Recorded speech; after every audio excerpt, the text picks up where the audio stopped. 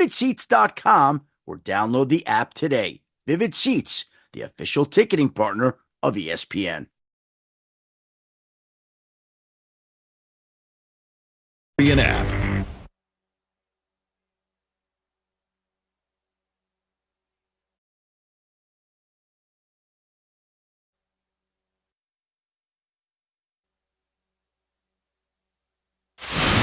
Coming up on SportsCenter all night. We have Game 2 between the Yanks and Cubs in the Bronx. Well struck fly ball left field. Bellinger retreats. He looks up and that ball is gone. The Dodgers trying to end their 7-game losing streak. Ohtani squared up on top of the hill again. 2 outs. He winds, kicks, deals. Swung on and missed, strike 3. We had a dominant performance at Wimbledon. Forehand down the center from Anisimova. It's a winner from Iga Świątek. Plus, the top 2 picks go at it in Vegas. Playing on the lob, the flag bearer of a new generation in Dallas. From the worldwide headquarters of ESPN, this is SportsCenter all night on ESPN Radio and on the ESPN app. Now, here's Jim Basquill. Yeah, call it utter dominance at the women's final at the All-England Club Big League Showcase. Mound Gems and a cycle and 1 vs. 2 from this past NBA draft share the same Summer League court. Welcome to SportsCenter all night on ESPN Radio and the ESPN app. We are brought to you by Progressive Insurance. We got plenty ahead in this show, but lead it off with a sign of perhaps things to come in the second half. Dodgers just announced Shohei Ohtani will start on the mound against the Padres. Having Shohei Ohtani back pitching, while he has reached the levels that he has as a hitter, we could be seeing the most complete player in the history of the game. As he ramps back up on the mound, Shohei Ohtani with his longest outing of the season on Saturday. Ohtani squared up on top of the hill again. 2 outs. He winds, kicks, deals. Swung on and missed, strike 3. Strikes out the side to start the game on 12 pitches in the bottom of the first inning. Got him with a slider.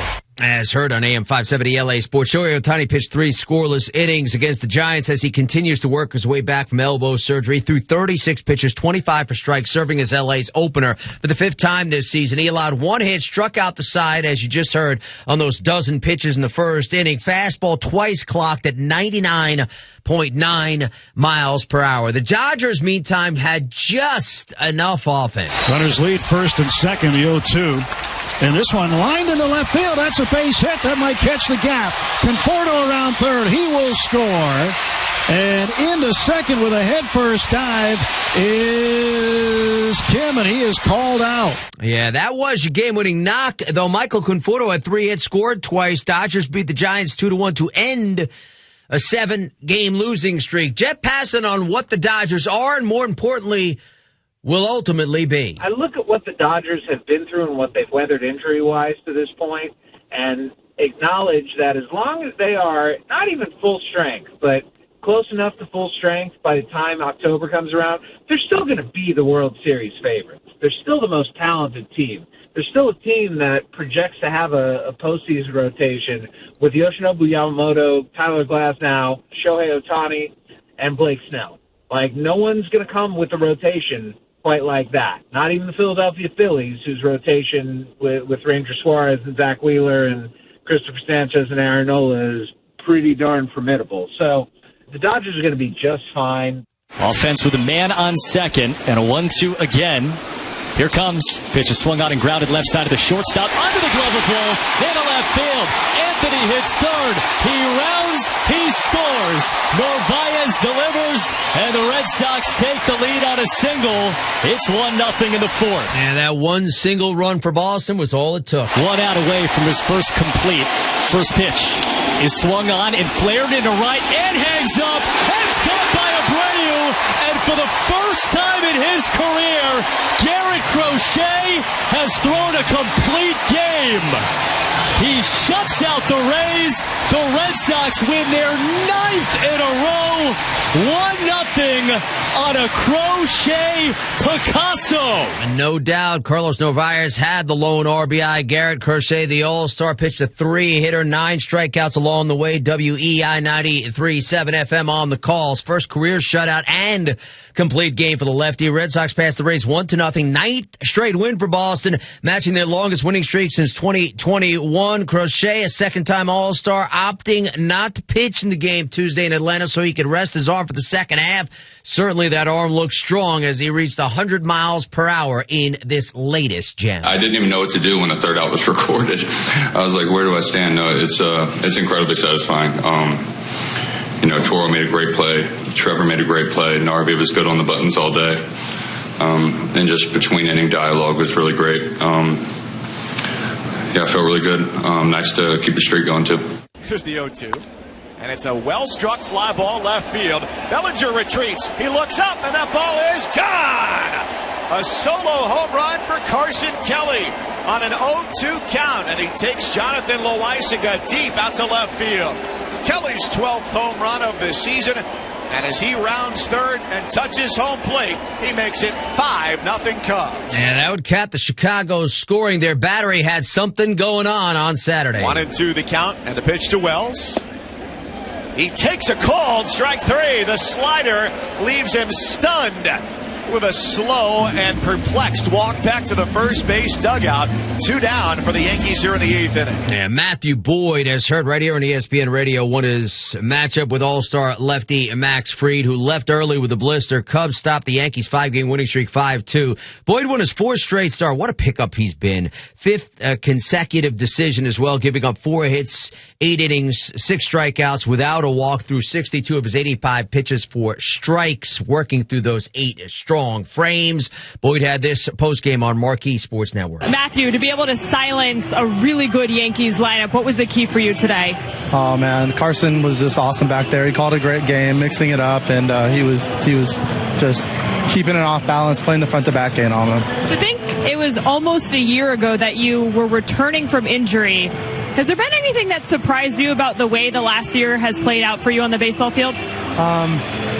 No, I mean, I don't mean that arrogantly, but like it's just more just understanding what I was going to do and being convicted in it, going out there and doing it. And it's just we've just kind of been sticking to that plan. And then lastly, you went through the handshake line. You stayed out here to watch your team finish out the game. Why is that important for you? Oh man, usually I hang around to watch the last inning or the next inning after you get done and take it in and watch the reliever, do their job. Relievers do their job. So it just happened to be a little later today, but yeah. What are you looking forward to the most in the All-Star game? It's going to be fun just to experience it all, get to share it with my family, get to be part of it, and it's quite an honor to get to go represent the Cubs there. I'm excited to get to do that. Big year for home runs. 0-2. Hit high and deep right center field. Tucker's back at the wall. It's gone! Aaron Judge gets the Yankees on the board in the bottom of the 9th inning. His 35th home run of the year. It's the Cubs 5 and the Yankees 2. Again, that's Mike Cousins right here on ESPN Radio. Aaron Judge, the fastest player to hit 350 home runs, did it in 192 fewer games than Mark McGwire. You're the fastest player to 350 home runs by 192 games. That wide of a margin. When you hear that, what comes to mind?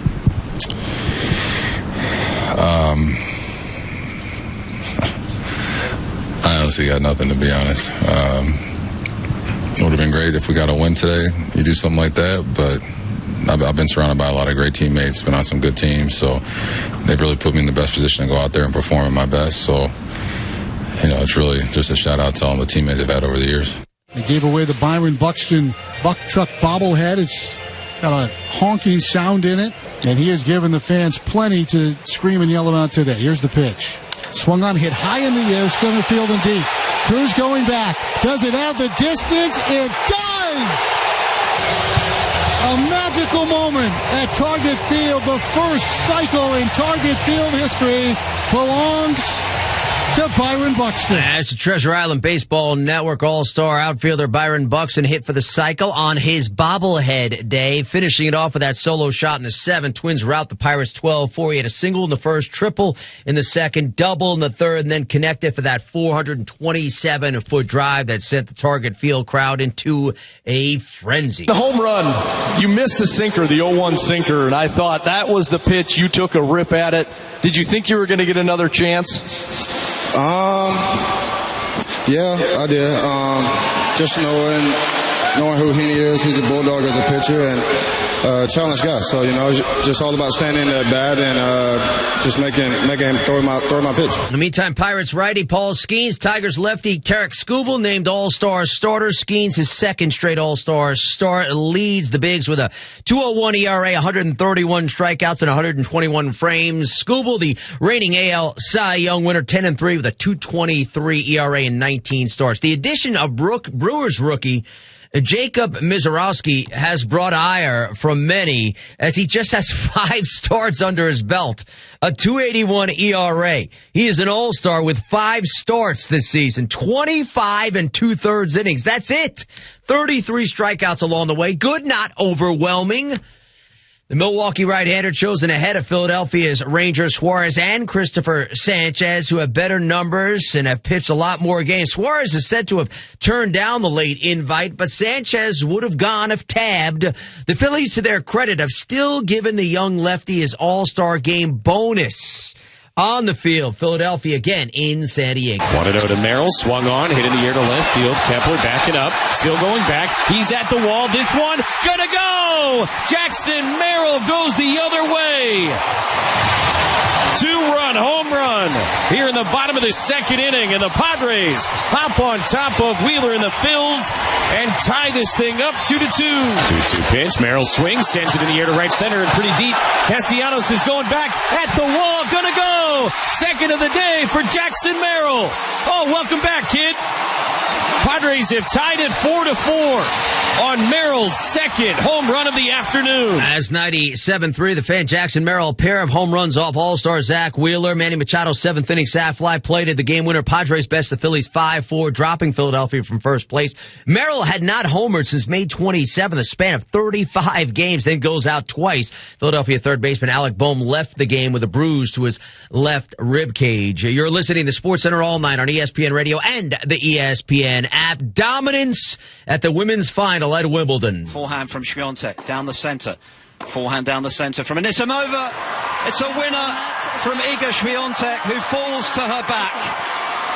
Clinical, ruthless, merciless, brilliant. Iga Świątek is Wimbledon champion for the first time. Yes, as heard on Sirius XM, Iga Świątek won her first Wimbledon championship. 6-love over Amanda Anisimova in 57 minutes, winning her 6th Grand Slam title. She's now 6-0 in major championships, having won 4 times at the French, once at the U.S. Open. First title of her pro career on a grass court. It's also the women's first Wimbledon final in 114 years in which one player failed to claim a single game. The duo following the less than 1 hour match. Well, I don't know what's ahead of me, obviously, so hard to say, but for sure it's a lot, especially after a season with a lot of ups and downs and a lot of expectations from the outside that I didn't really match. Winning Wimbledon, it's something that is just surreal, and I feel like tennis keeps surprising me, and I keep surprising myself, and I'm really happy with the whole process, how it looked like, from the first day we stepped on a grass court, and yeah, I feel like we did everything, for it to go in that direction. Without expecting it, just working really hard. So it means a lot, and it gives me a lot of experience. And I don't even know, I'm just happy. Yeah, I mean, it was a bit tough to digest, obviously, especially during and right after. It's not how I would have wanted my first Grand Slam final to go, but I think I was a little bit in shock after as well. But I told myself I'll definitely come out stronger after this. I mean, that's not an easy thing to go through, losing 0-0 in a Grand Slam final, but if anything, I can look at it as a positive and something that I can look at as motivation going forward. And obviously, there's a lot of things I need to do to progress. And James Blake on a one-sided matchup. She didn't serve well. She needed to make a lot of first serves. She was well below 50% for making those first serves. But I also think that there's something to be said for the fact that being a big hitter, sometimes people forget it takes a lot out of you physically. The legs and then the mentality after beating Sabalenka, what it took out of her, and whether she was just that little bit drained. And that's all it took for a great champion like Iga Swiatek to pounce and to take advantage of that little dip in Amanda's game. You're listening to SportsCenter all night on ESPN Radio and the ESPN app. I'm Jim Basquel. Summer League play Saturday featured the top 2 picks from this past draft going head-to-head. Cooper Flagg had an uneven opener in scoring 10 points on 5 of 21 shooting. Certainly looked more like himself in this matchup against the Spurs and second overall pick, Dylan Harper. When you're doing it in live action, it's a little bit harder. Flagg on the lob, the flag bearer of a new generation in Dallas.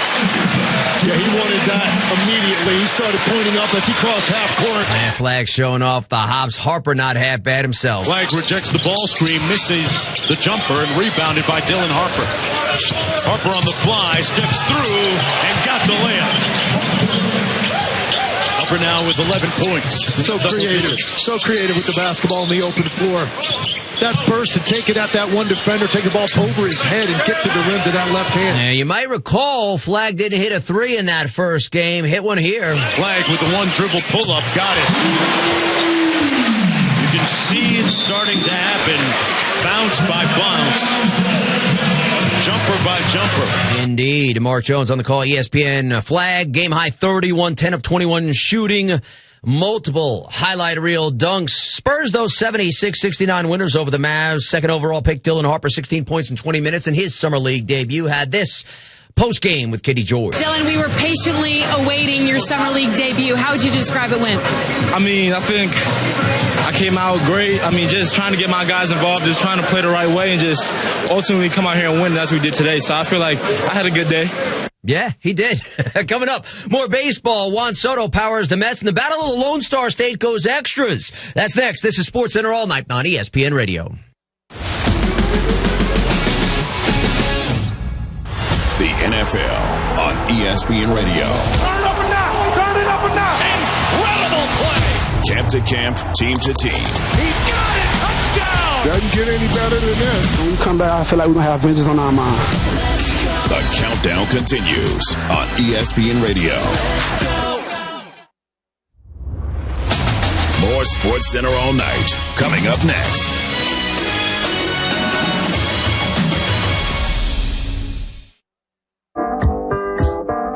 When I wake up the best mornings in the morning light, start with Wrangler. Pull on my jeans and I feel all right. Jeans, jackets, and shirts that get your day started on the right foot.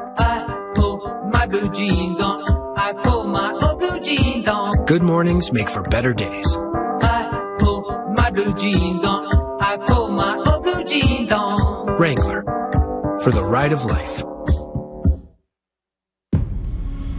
In 1979, the first words spoken on ESPN weren't just an announcement.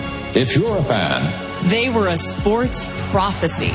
What you'll see in the next minutes, hours, and days to follow, glad you're with us tonight, may convince you you've gone to sports heaven.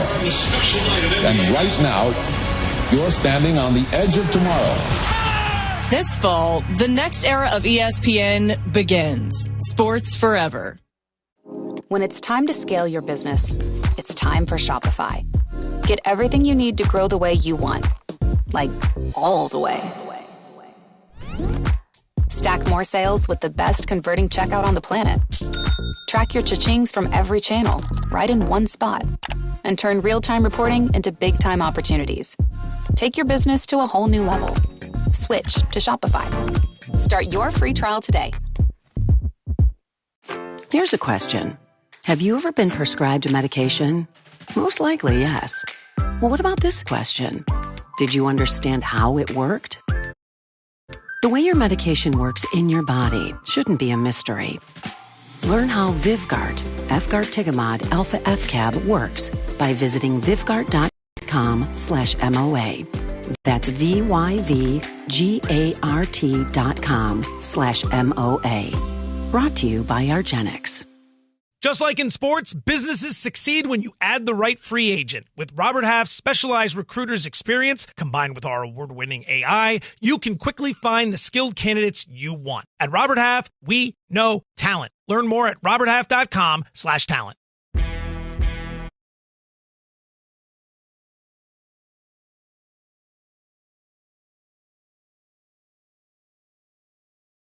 Stay on top of the game with the ESPN New York app. Listen live, enter exclusive contests, and enjoy all the play-by-play action. Jalen Brunson delivers. Don't miss our must-listen show features. Hear Chris Carlin get Chris'd off with Bart and Carlin. I don't need that energy. Listen to an attempt to stump Rothenberg on DiPietro and Rothenberg. Bang! Catch Michael K with Hit and Run all week long. I gotta get more K. And ENN with Don, Hahn, and Rosenberg. Download the ESPN New York app today and never miss a moment of your favorite sports. The 2025 U.S. Open Tennis Championships are back.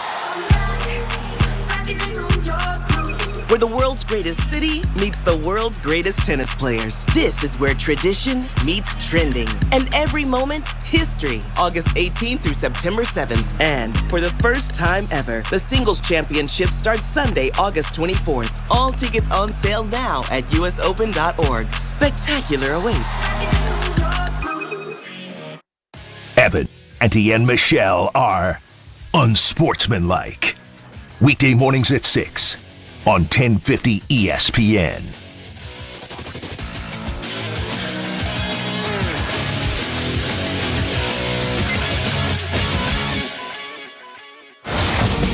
You're listening to Sports Center all night on ESPN Radio and on the ESPN app. Now, here's Jim Basquill. Yeah, we're back on Sports Center all night with a Lone Star State pair going extras. Now the 3-1 delivery. Swung on and a high fly ball to left field. That's hit well. That's got a chance. That ball is history. We're tied. Higashioka on a 3-1 pitch puts one in the Crawford boxes. That's Kyle Higashioka in the ninth inning, 105-3 the Fan. That a home run would square it, sent it to extras, setting up this drama. 1-1. And that's smacked the other way down the right field line. A base hit around third, and coming home is Smith. And the Astros win it in a walk-off. Zach Short, the hero, as the Astros victorious in 11 innings, 5-4. That's KBME 790 AM. Zach Short, your walk-off winner in the 11. Stros take the Rangers 5-4. Starter strong. Jacob deGrom, 6 innings, 2 runs, 8 Ks. Framber Valdez, 6 innings, 1 unearned, 10 strikeouts along the way. The 1-1. Swung on, lifted, right field. Perez back. He's at the track. He's looking up, and it is gone. Luke Raley, 3-run home run. And in his second row over the wall in right field, he thunders a homer, and the Mariners have 6 on the board. It's 6-1 M's in the third inning. Yeah, Seattle Sports 710 AM. I'd say the M's had plenty of offense on this day. That's Luke Raley with a pair aboard. Randy Arozarena was one of those players on base. He homered, scored 4 times as the Mariners rout the Tigers 15-7. Tigers All-Star Casey Mize allowed 6 runs in 3 innings a day after the M's beat Detroit's other All-Star starter, Tarek Skubal. 3-2 on Soto. The pitch. Swinging a high fly ball to right. Tagliano's back. He's at the wall. It is gone. Splash hit into the fountain. 2-run home run for Juan Soto. And in the top of the 4th inning, the Mets take a 2-0 lead.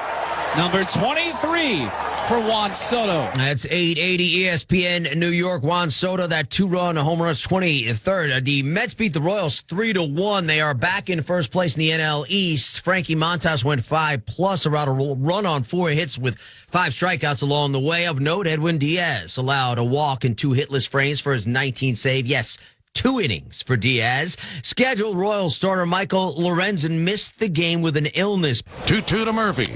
He swings, and it's a high fly ball, drifting back to the wall, and leaping now is the left fielder Fermin, and it's gone! Murphy sent one high into the heavens, and it's out of here! And the Braves take a 6-5 lead in the 8th, as Sean Murphy gives the Braves a power surge here in the 8th. Hey, he has been on a home run binge. 680, the fan, Sean Murphy, Ronald Acuna Jr., Marcelo Ozuna all went deep. Braves rally to beat the Cards 7-6. Murphy hit 2 of the longest home runs of the season at Busch Stadium on Friday. Put the Braves ahead in the 8th inning with a 3-run shot to make it 6-5. It was his 16th home run and first allowed by reliever Phil Maton in 37 relief appearances. 2-0 delivery. Swing and a long drive to left field. This is way back. This one may go. It is going, and gone. Goodbye. Another home run. Clears the wall and up into the second deck. Close to where he hit his first Major League home run. And on the day when he hit his first, he hits his second Major League home run. A 2-homer day for Brady House. Indeed, Nationals Radio Network, the rookie Brady House, first 2 career home runs for the Nats, including that 2-run shot in the 8th, put Washington up 4-3, but just set the stage for drama for the Brew Crew. Finnegan kicks and throws. Line drive. Base hit! Ball game over! Caleb Durbin does it again! 6-5 the final as the Brewers come off the mat, beat Finnegan and beat the Nats. And the winning streak is up to 6 for the Brewers. At 6:20 WTMJ, Caleb Durbin, the run-scoring single of the 9th, capped a 3-run rally. Milwaukee 6-5 and a walk-off 6th straight win. Prior to the winner, Andrew Vaughn had a 2-run double that made it 5-all. He's been a huge pickup. Eugenio Suarez hit 2 home runs. He now has 31 on the season, but Mike Trout went out for the 17th time as the Angels offense hummed against the Snakes with a 10 spot on the board. Looking at the trade deadline, Jeff Passan targets Zona as a key team. If a team like the Arizona Diamondbacks isn't shipping guys out, that changes the entire trajectory of how things go. And the Diamondbacks, frankly, may hold on close to the end just to see, hey, are we buyers or are we sellers? And if they sell, Eugenio Suarez goes, and he may anyway because they've got Jordan Lawler down at AAA who can play third base. But beyond that, Zach Gallen, Merrill Kelly, Josh Naylor, the 4 of them are probably, if they get traded, among the 10 best players who get moved at the deadline. And something to keep an eye on. Will Benson tied it in the 9th with a run-scoring triple. Scored on Orlando Arcia's era. Reds 4-3 over the Rockies. Jansen Junk allowed 5 hits over 7. Wins a pitcher's duel against former Marlin Trevor Rogers. Derek Hill drove in a pair. Miami over Baltimore. That's a 6-0 final. And Kyle Manzardo, tie-breaking home run. All-star Stevens Kwan drove in a pair. Guardians beat the White Sox. That final was 6-2. Coming up, Iga perfect at the All-England Club. Cubs slow the Yanks in the Bronx, and 50-50 reaches the state of New Jersey. That's next. You're listening to Sports Center all night on ESPN Radio.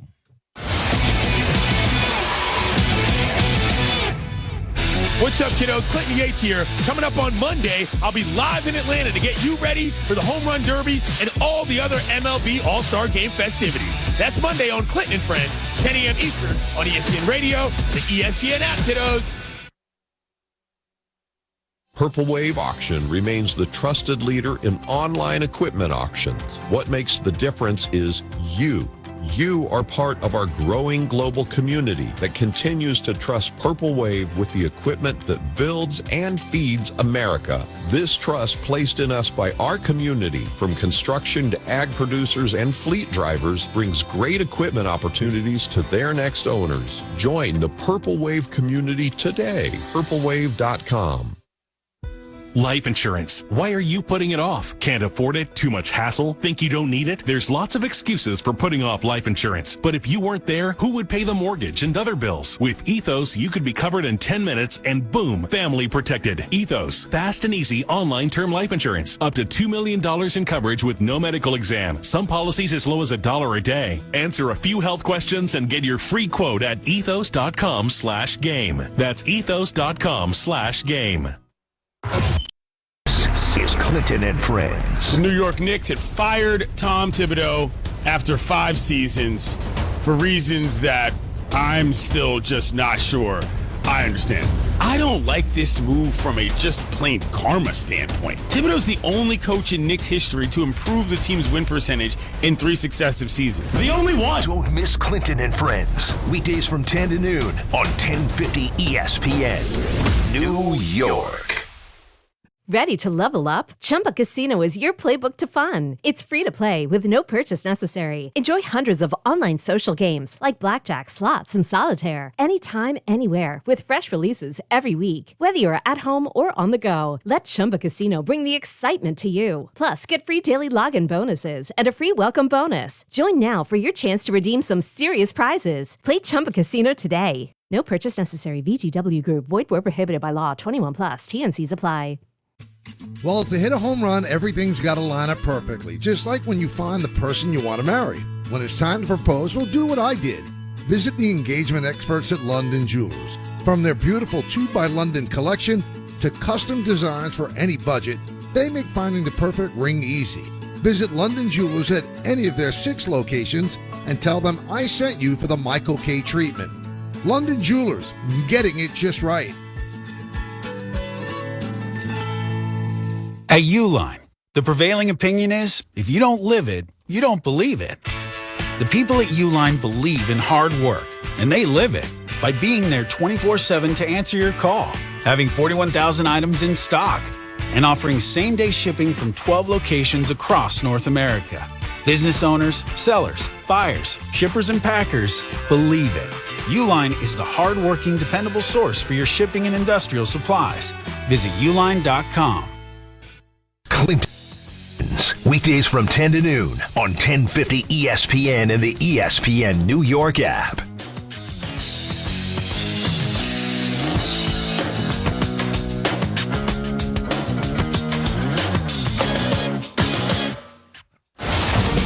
You're listening to Sports Center all night on ESPN Radio and on the ESPN app. Now, here's Jim Basquill. And ESPN Radio is presented by Progressive Insurance. Save when you bundle motorcycle, RV, and boat insurance. Visit Progressive.com. Half-hour headlines on Sports Center all night. Again, our top stories. Iga Swiatek wins the women's Wimbledon title at Love and Love. Shohei Ohtani throws 3 scoreless as the Dodgers snap their slide. Cubs best the Yankees in the Bronx behind Matthew Boyd, while fellow All-Star lefty Garrett Crochet goes the distance. Red Sox win their 9th straight game, and Byron Buxton hits for the cycle as the Twins rout the Bucks. Forehand from Swiatek down the center. Forehand down the center from Anisimova. It's a winner from Iga Swiatek, who falls to her back. Clinical, ruthless, merciless, brilliant. Iga Swiatek is Wimbledon champion for the first time. As heard on Sirius XM, Iga Swiatek won our first Wimbledon championship. 6 love and love over Amanda Anisimova in 57 minutes, winning her 6th Grand Slam title overall. It's the first time the Wimbledon women's final was won at Love and Love. Swiatek following the match. Many congratulations, Iga. You looked unstoppable out there today. You're the first Polish player ever to win Wimbledon in singles. What does this mean to you, and what does it mean to your country? I gotta say, I don't know yet, because it seems super surreal. But first of all, I want to congratulate Amanda for, amazing 2 weeks anyways. No matter what happened today, you should be proud of the work you're doing, and I hope we're gonna play many more finals here and other tournaments. You have a game for that, so congrats to your team as well.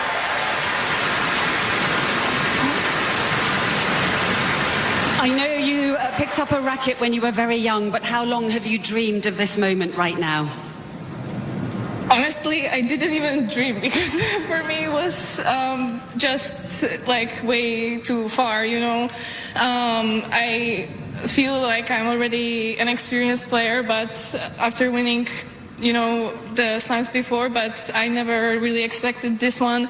So I want to thank my team, because I feel like they believed in me more than I did. And I want to thank my coach who joined this year. And obviously with ups and downs right now, we showed everybody that it's working. So Also to the team that has been with me for many years. I would be nowhere without you, and having your trust and constant support and knowing each other so well. This is like the most, the best thing that a player can have. So thank you guys. Meantime, on the men's side, Jannik Sinner, Carlos Alcaraz, 1 versus 2. It's this morning, ESPN, 11 a.m. Eastern. Alcaraz in search of his third straight Wimbledon championship. He is 5-0 so far in Grand Slam title matches. Sinner owns 3 major titles as well. This is also a rematch of their epic final at the French Open some 5 weeks ago, won by Alcaraz. PTI opines on who wins this time. All right, Pablo, who you got in the men's Wimbledon final? I got Alcaraz. I like to play the game sometimes where it's like, if Carlos Alcaraz wasn't from Spain and he grew up in America, would he be playing like football or something? Would he be one of the great wide receivers, running backs? Like, his athleticism, to me, is the thing that just jumps off the screen. And I understand Sinner. I understand how good he is, how methodical. But the creativity, the athleticism, the all-time combination of those two things, I'm an Alcaraz stan, as the kids say, Tony. Yeah. So this morning, when I was watching Alcaraz, because he was in the first match, there was some period of time in which Taylor Fritz was not on the court for one reason or another. And I don't know if you saw this. Alcaraz began to twirl the racket in his hands. And he twirled it. It was exquisite the way he did it. Always in the same rotation, so cool. Always in the same plane.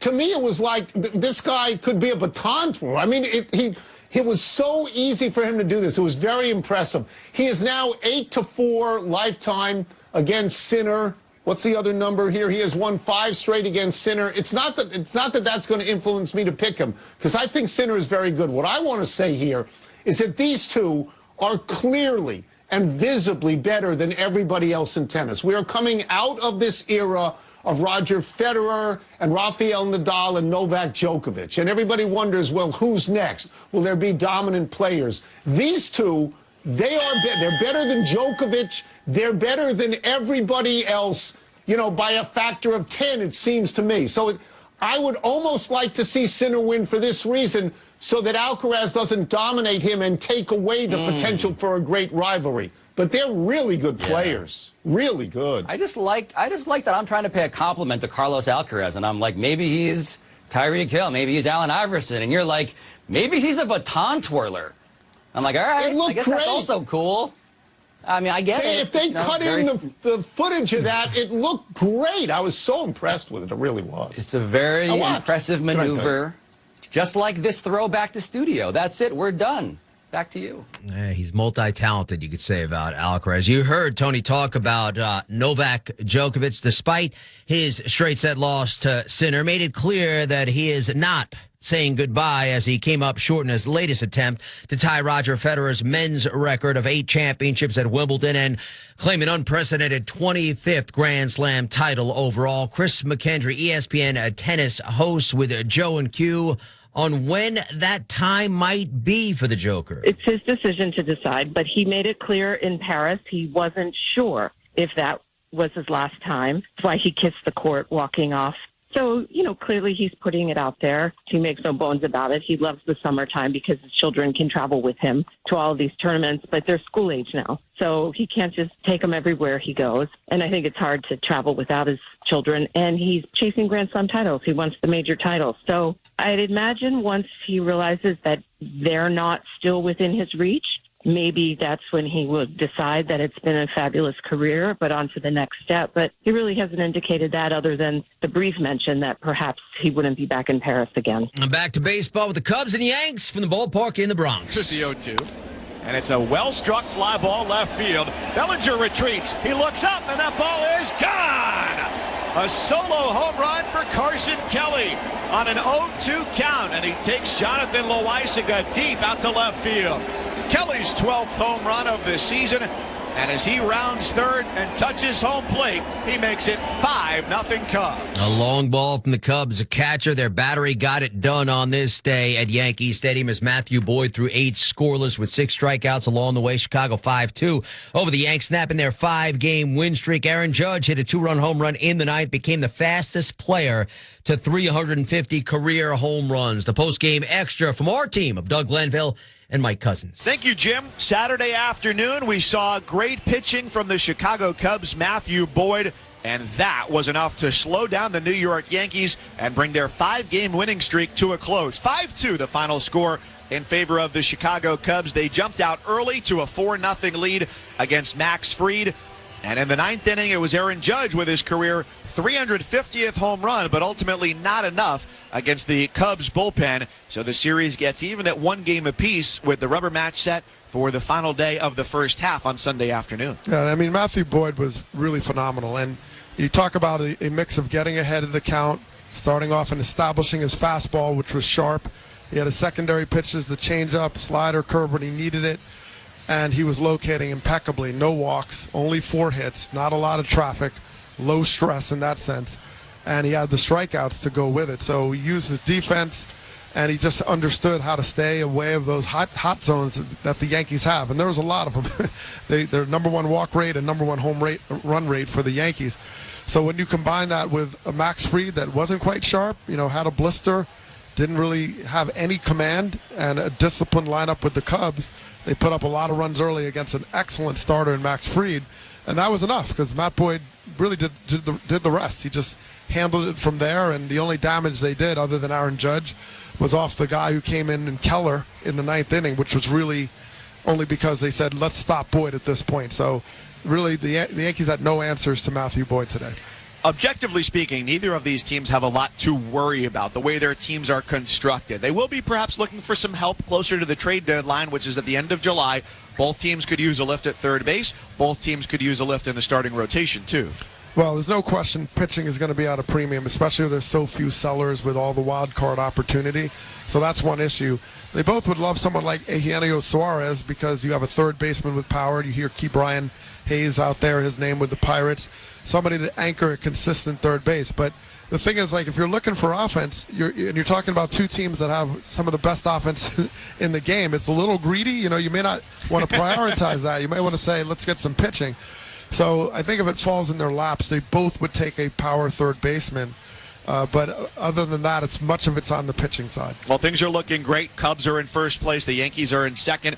Both teams will have 3 participants in the All-Star game on Tuesday night. We've got a lot to look forward to. You'll be on the call for both the Home Run Derby on Monday and the All-Star game Tuesday, both here on ESPN Radio. I'm excited. It'll be fun. See you, Atlanta. Be there soon. So it was the Cubs 5 and the Yankees 2 Saturday afternoon in the Bronx. For Doug Glanville, I'm Mike Cousins, right here on your home for every game of the postseason. Major League Baseball on ESPN Radio and the ESPN app. Now let's go back to Jim Basquell in the studio.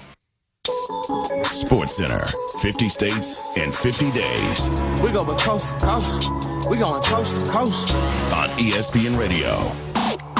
Yeah, 50 states in 50 days. The Sports Center road trip hits the state of New Jersey, known for its beaches and boardwalks, Atlantic City, and diners as the diner capital of the world. You know about the many greats who played for the pro teams located in New Jersey, none better than Lawrence Taylor. But the Garden State is also where Mike Trout and Carl Lewis are from, as well as 2-time World Cup champion Carly Lloyd, who joined game night. What was it like, in terms of coming up in New Jersey and, sort of the scene there in terms of how soccer is in New Jersey? I mean, it was a hotbed for a long time. I looked up to a lot of the players on the '94 Men's World Cup team. A lot of them had been from New Jersey. Peter Vermees was someone that grew up in the same town that I did, actually went to Rutgers as well as me.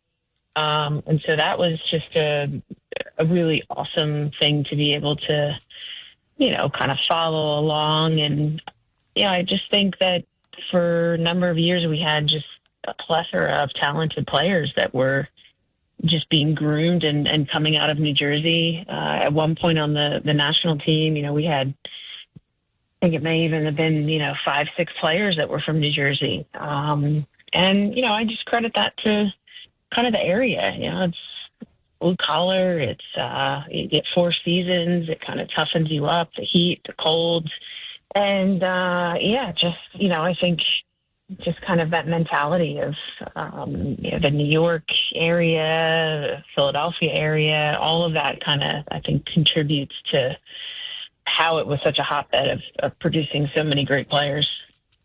and you were named, of course, the Philadelphia Inquirer's Girls High School Player of the Year in 99 and 2000. I'm sure you had so many scholarship offers, but there was no doubt, being a Jersey girl, that you were going to go to the State University of New Jersey in Rutgers. Like, there was no doubt about that, right? Yeah, I mean, I wasn't. Well, I've had a number of conversations with Anson Dorrance, but he laughs at the fact that he wasn't really recruiting me at the time. But I had some good offers. I wouldn't say that it extended too far west, but some definitely some top quality universities. But it came down to Rutgers in West Virginia, and for me, it was about kind of continuing my journey in New Jersey and wanting to kind of help put Rutgers on the map. The opportunity of putting Rutgers on the map was, something that was kind of enticing to me. So, it was a great experience, and glad I was able to go. Yeah, and I'm also reminded by our Steve Risser that New Jersey is also the state known where you cannot pump your own gas. Has LBJ thrown gas on a potential L.A. Laker fire? Rich Paul says LeBron James has not asked to be traded. James refusing an interview with Dave McMenamin on Saturday in Las Vegas. If he ultimately wants a new team, Bobby Marks has some ideas. You would think Cleveland would be, but from a trade perspective, there's nothing that realistically that they can do. They're the only team right now that is the second apron team, and what that means is that you can't combine contracts, and to do so, you basically would have to get rid of about $70 million in salary, and that's not good business for 1 year of LeBron. And then certainly you look at Dallas. I mean, that's another team that you would have to, there's 4 or 5. You basically got to cobble together all these contracts and everything like that. Of course, I'm sure we'll hear about Golden State, and really the only realistic option for Golden State is for them to trade Jimmy Butler for LeBron. And I don't know how that fits with what Lakers, where you've got Butler on another year of his contract. And as I said, any player is tradable, but it becomes a little bit more challenging when the player has a no-trade clause and basically can kind of control the situation here. Jonathan Zaslow on if LBJ does ultimately ask for a trade. I think the Lakers secretly would love for LeBron James to come to them and ask for a trade. I don't know if they could actually do that, meaning I don't think they could just come out and decide to go to LeBron and say, we think it's our best interest, your best interest if we come up with a trade. I think they feel they need LeBron to be the one who initiates that whole process. I think they would love to move on from LeBron James, because the only thing worse than him eventually leaving after this year as a free agent or retiring, whichever, is LeBron is no longer on your team and you got nothing in return. You got nothing for him. You can get something. Now, can you get a lot for LeBron? The salary, his future, I don't know. But you could certainly get something for LeBron. So I think the Lakers would love for LeBron to actually ask for a trade. Also from the NBA, Cole Anthony has agreed to a buyout with the Grizzlies, plans to sign with the Milwaukee Bucks. Coming up next, the night in the W, as well as we look ahead at the men's final at the All England Club. That's next. You're listening to Sports Center All Night on ESPN Radio.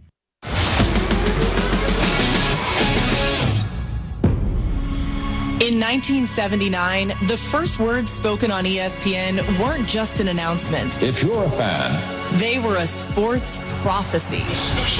Right now, you're standing on the edge of tomorrow. This fall, the next era of ESPN begins. Sports Forever. More Sports Center All Night coming up next.